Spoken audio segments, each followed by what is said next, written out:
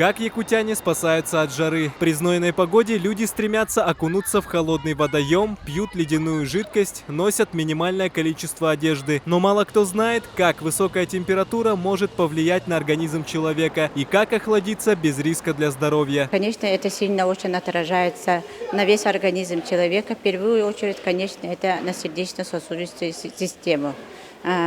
Риску подтверждены наиболее люди старше 50 лет, дети до 3 лет и лица, страдающие хроническими заболеваниями, такими как сахарный диабет, ожирение, хронические бронхиты, ишемическая болезнь сердца. Мы решили узнать у горожан, как они спасаются от жары.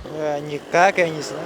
Я не спасаюсь. Траекторию выбираем. Солнце там, поэтому тут и ходим. У нас в офисе стоит кондиционер, мы им пользуемся. Я покупаю швепс и пью его. Кондиционер. Я хожу максимально раздет. Ванна. Легкой одежды. Одеваю шляпу. Мороженое покупаем, воду покупаем и пытаемся ходить по тенечке. Мороженое можно. И купание. По результатам нашего экспресс-опроса, многие предпочитают резкое охлаждение, что крайне не рекомендуется медиками. Конечно, не рекомендуется очень раннее купание в холодной воде. Она спровоцирует заболевания почек. Это стресс для организма очень большое. И частое обострение ангины и ОРВИ.